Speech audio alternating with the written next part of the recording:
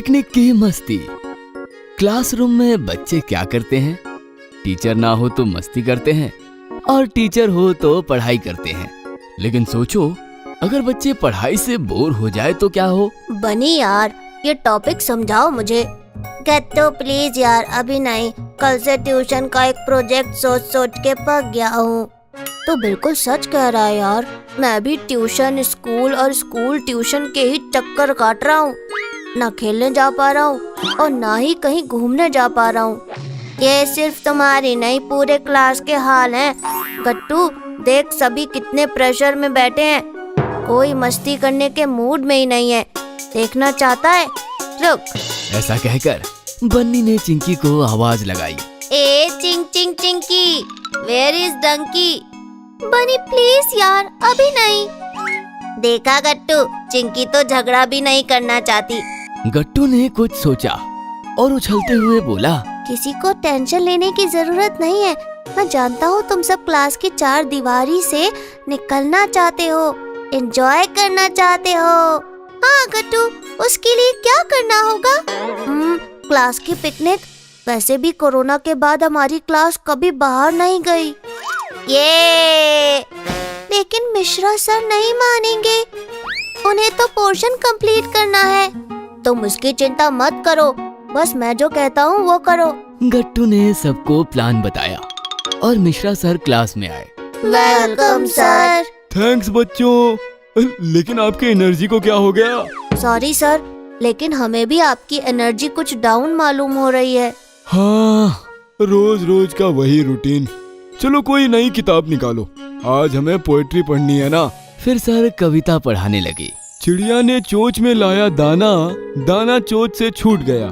दाना चुराने भागे बच्चे, लेकिन पेड़ बनकर छूट गया। बनी, बताओ क्या समझे? सर, दाने में एटीट्यूड था। और ये सुनकर सभी क्लास हंसने लगी। अरे बाप रे, काफी खराब हाल है। अरे बन्नी, रील्स जरा कम देखो। चिंकी तुम बताओ। सर मैं बताऊं? ठीक है गट्टू, बोलो। सर, चिड़िया ने कहीं से अपने बच्चों के लिए दाना, जिसे हम धान या फिर कोई सीड कहते हैं, वो लाया। लेकिन अचानक चिड़िया की चोंच खुल गई और वो बीज नीचे गिरने लगा। हमारे जैसे शैतान बच्चे उस बीज को कैच करने के लिए भाग ही रहे थे, तभी दाना जमीन पर गिर गया और उस सीड से एक पेड़ तैयार हुआ। बच्चे दाना भूल गए और पेड़ के साथ खेलने लगे। वाह गट्टू, शाबाश। बन्नी, तुम क्यों नहीं बता पाए?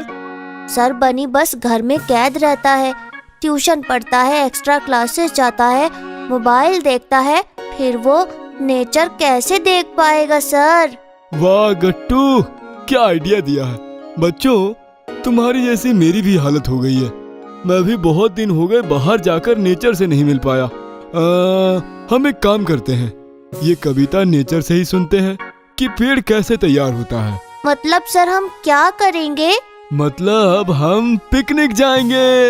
ये! फिर क्या था, दूसरे दिन बस में बैठकर गट्टू चिंकी की क्लास पिकनिक के लिए निकल पड़ी। शहर से बाहर नेचर के पास किसी स्ट्रॉबेरी के खेतों में एक छोटा सा पिकनिक स्पॉट था। हरे हरे ठंडी हवा के मुलायम मुलायम पहाड़ थे और चारों तरफ खुला आसमान था। जमीन पे पांव रखते ही सारे बच्चों के अंदर एक्साइटमेंट भरपूर हो गई। वाओ, क्या विजुअल है, क्या नजारा है, क्या ठंडी ठंडी और फ्रेश फ्रेश हवा चल रही है। ऐसा लग रहा है कि ये हवा में पी जाऊं।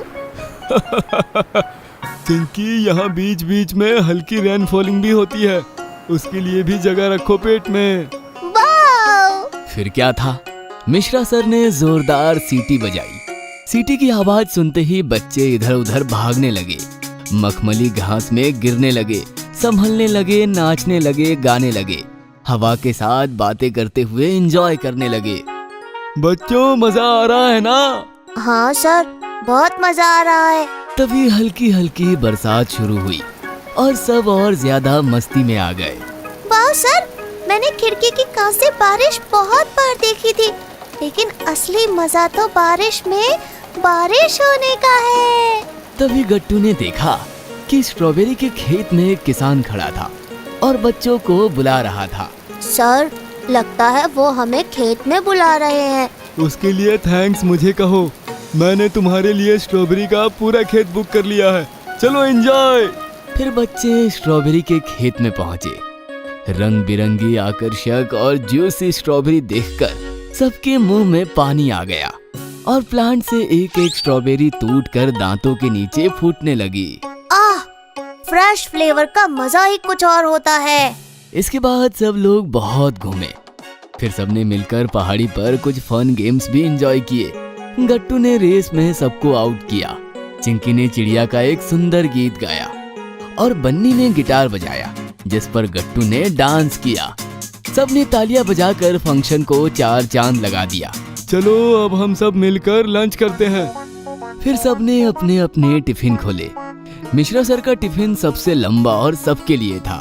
मैं पूरी 7 दिन की 7 सब्जियां एक साथ लाया हूँ।